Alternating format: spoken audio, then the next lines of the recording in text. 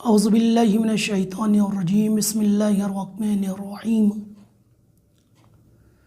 محترم ناظرین اکرام، السلام علیکم۔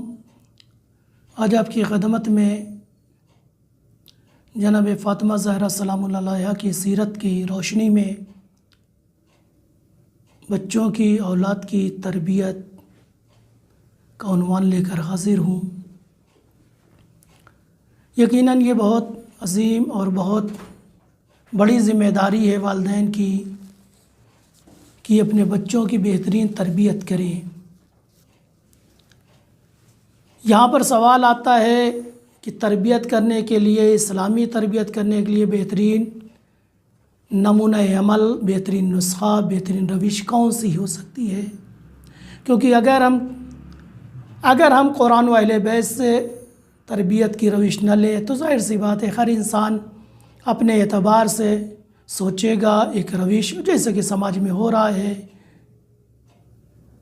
لہٰذا بہتر ہے اگر ہم یہ چاہتے ہیں کہ اپنے بچوں کی اسلامی اور فاطمی تربیت کریں تو جناب فاطمہ زہرا سلام اللہ علیہا کی زندگی سے، ان کی سیرت سے بچوں کی تربیت کرنے کے عظیم پہلو بھی سیکھیں۔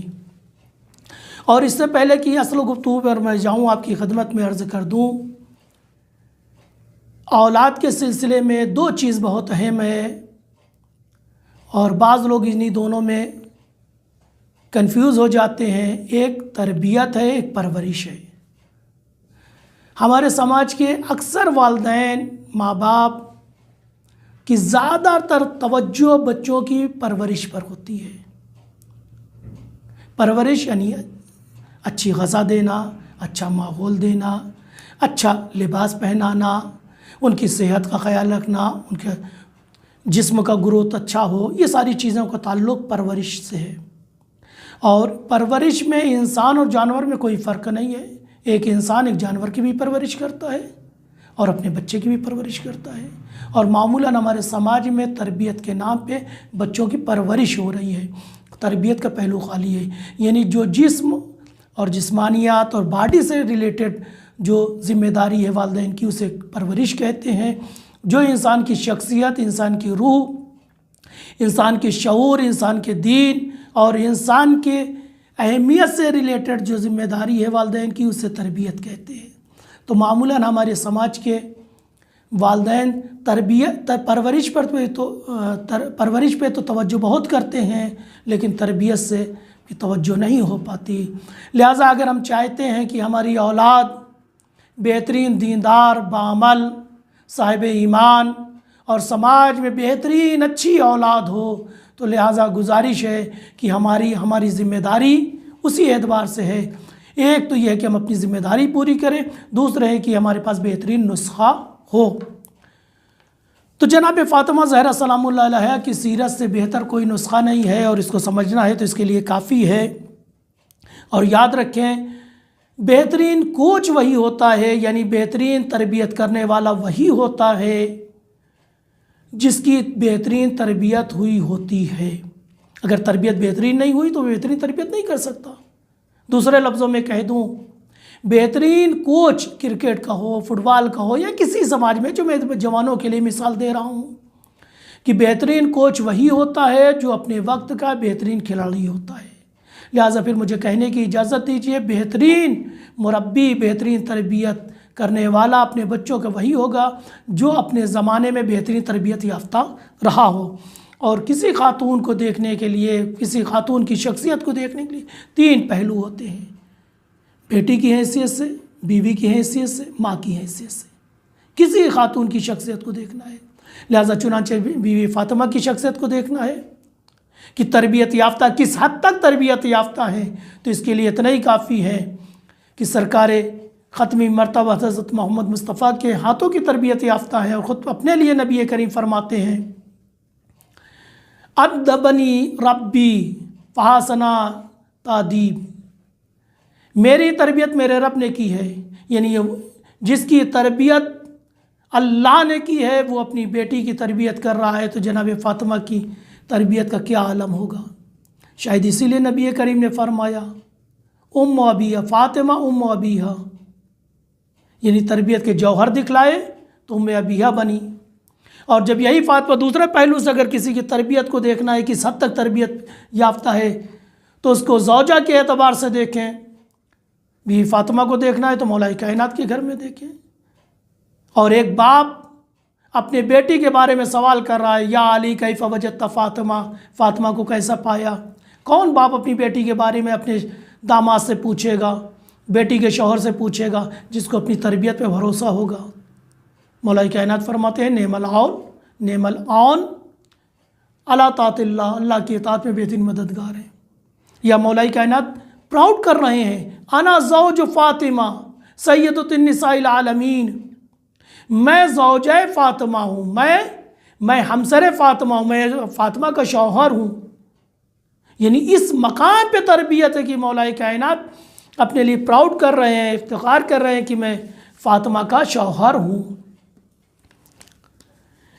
फिर अगर बीवी फातिमा की तरबियत का जलवा देखना है तो इसके लिए इतना काफ़ी है, आपके तरबियत याफ्ता जिनको तरबियत की है वो इमाम हसन, इमाम हुसैन हैं, जनाब ज़ैनब है, जनाब उम्मे कुलसूम है। अगर ख़ुद सय्यदतुन निसाइल आलमीन है तो जिनकी तरबियत की है वो सैयद शबाब अहलिल जन्ना है। और तरबियत कभी कौल के ज़रिए होती है, यानी बयान करके, प्रोग्रामिंग करके, और कभी तरबियत खुद अपने अमल से होती है। बीवी फातिमा ज़हरा सलामुल्लाह अलैहा ने अपने बच्चों की तरबियत यानी ख़ास तवज्जो के ज़रिए भी की है और अपने अमल के ज़रिए भी की है। चुनांचे मौला बीवी दो आलम मुसल्ले पर दुआएं मांग रही हैं। इमाम हसन अलैहिस्सलाम सवाल करते हैं, मादर गिरामी हमेशा आप गैरों के लिए दुआएं करती, अपने लिए नहीं, तो बीवी क्या फरमाती, अलजार सुम्मतदार, यानी ख़ुद बीवी का अमल। जबकि इमाम हसन जानते थे, शायद ये इस हकीकत को इंकशाफ करने के लिए फरमाते हैं। इसी तरह अमली लाइफ में ख़ास तवज्जो इमाम हसन, इमाम हुसैन को तैयार करके मस्जिद नबवी में भेजते थे, बच्चों जाइए नाना खुतबा दे रहे हैं। और जब ये बच्चे मस्जिद नबवी से खुतबे के इख्तिताम के बाद घर में तशरीफ़ लाते थे तो बीवी फातिमा दो आलम पूछती थी, आज नाना ने क्या फ़रमाया। और उसी तरह बयान करते थे इमाम हसन, इमाम हुसैन, जिस तरह नबी करीम मस्जिद में बयान करते हैं। चुनांचे जब मौला कायनात आते थे तो बीवी फातिमा फरमाती थी, आज बाबा ने ये फरमाया है, आज बाबा ने ये फरमाया है, ये फरमाया है। तो मौला कायनात पूछते हैं, शहज़ादी है, नबीज़ादी, आपको कैसे पता। अलबत्ता ये सब इंकिशाफ है, मौला कायनात को पता है, कैसे पता है, या बीवी फातिमा को किसी वसीले की ज़रूरत नहीं है। लेकिन ये सारा चूँकि तरबियत का एक शेवा, एक अंदाज़, एक रविश देनी है, लिहाजा मौला कायनात सवाल करते हैं। बीवी फातिमा फरमाती हैं कि आपके फ़र्जंद बयान फरमाते हैं।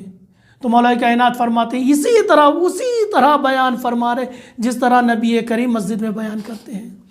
और इतना ज़्यादा मुतमन्नी होते हैं, इतना ज़्यादा मुश्ताक हो जाते हैं कि इन बच्चों के बयान को ख़ुद मौला कायनात सुने। गोया एक तरबियत करने वाला अपने तरबियत याफ्ता के हुनर को देखना चाहता है, लिहाजा एक दिन मौला कायनात पहले आ जाते हैं और हस्ब दस्तूर बीवी दो आलम सवाल करने लगती हैं बच्चों से, और बच्चे बयान करना शुरू करते हैं। ज़बान में लुकनत आती है, लड़खड़ाहट आती है, और पूछती हैं तो कहते हैं, मादर गिरामी, ऐसा लग रहा है कोई मुझसे अजीम, कोई मुझसे बड़ा मेरे बयान को सुन रहा है। चुनांचे मौला कायनात बाहर आते, कहते सद्दकना बच्चों, तुमने उसी तरह बयान किया जिस तरह नबी करीम बयान फरमाते हैं या बयान किया था। तो एक अमल के ज़रिए से तरबियत होती है और एक ख़ास तवज्जो। और इसी की तरह याद रखें, जो अजीम शख्सियतें होती हैं, ख़ास तौर से बीवी दो आलम जो सय्यदतुन निसाइल आलमीन है, यानी तमाम ख़वातीन की सरदार हैं, तो फिर उनका मकसद भी कोई सिर्फ़ अपने बच्चे नहीं होते कि सिर्फ अपने बच्चों की तरबियत कर ली, कामयाब हो गए। ये हम लोगों का नज़रिया होता है। हम अगर अपने घर की तरबियत कर लेते हैं, अपने घर के माहौल को बना लेते हैं, अपने बच्चों की तरबियत कर लेते हैं, तो इसी में अपनी कामयाबी समझते हैं। लेकिन जो अजीम ज़ात होती है, जो अजीम शख्सियतें होती हैं, उनका मकसद पूरी कौम होती है, पूरी इंसानियत होती है, बशरियत होती है। और अपने आप को कामयाब तभी समझते हैं जब पूरी कौम, पूरी बशरियत कामयाब हो। لہذا امام صادق علیہ السلام فرماتے ہیں ان اطفال شیعتنا من المؤمنین تربیہم فاطمہ، یعنی ہمارے شیعوں کے بچے جو مومنین میں سے ہیں ان کی تربیت گویا بیوی فاطمہ فرماتی ہیں۔ تو مجھے کہنے کی اجازت دیجیے، یعنی اپنی سیرت سے نسخہ دے رہی ہیں اور والدین سے کہہ رہی ہیں اپنے بچوں کو، اپنے بچوں کی تربیت ہمارے بتائے ہوئے اصول پر، فاطمی بتائے ہوئے اصول پر تربیت کرو۔ گویا یہ تربیت تم نہیں کر رہے ہو، ہم کر رہے ہیں۔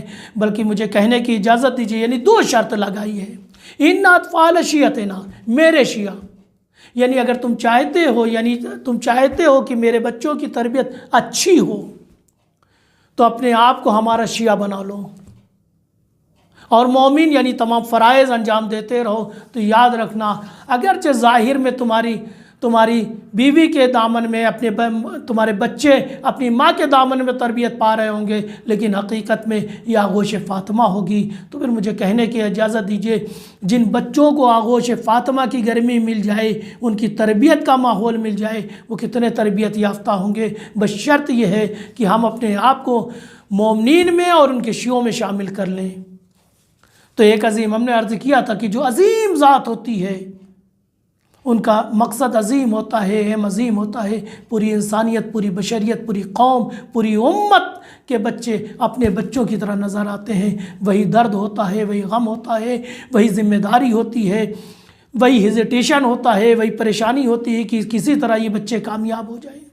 یہ لہٰذا بیوی فاطمہ زہرا سلام اللہ علیہا بھی اپنی قوم، بشریت، سب کے لیے پریشان ہے، سب کے بچے اسی طرح کامیاب ہوں۔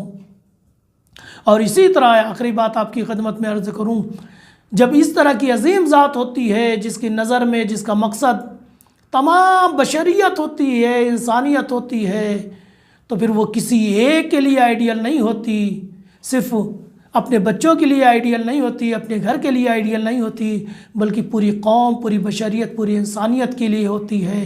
اور ایسے ویسے نہیں، وقت کے آخری امام زمانہ کے لیے آئیڈیل ہے۔ اسی لیے تو فرماتے ہیں فی بنت رسول اللہ لی اسوۃ حسنہ، نبی زادی کی زندگی میرے لیے بہترین نمونہ عمل ہے۔ جب وقت کا امام فرمائے تو اس کا مطلب ہر شخص کے لیے، ہر امتی کے لیے، عصر غیبت میں ہر جینے والے کے لیے بیوی دو عالم کی ذات ایک بہترین نمونہ ہے، خاص طور سے ماں باپ کے لیے، اور خاص طور سے مادر گرامی کے لیے، ہر بچوں کی ماں کے لیے بیوی دو عالم کی زندگی بہترین نمونہ ہے۔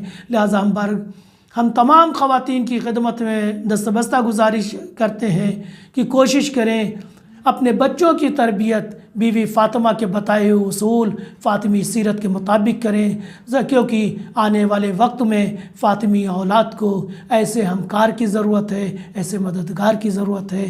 جب نسخہ اچھا ہوگا، انداز اچھا ہوگا تو برکتیں بھی ہوں گی۔ ہمیں امید ہے کہ ہم بیوی فاطمہ کی زندگی سے درس لیں گے اور اپنے بچوں کو بہترین مستقبل دیں گے۔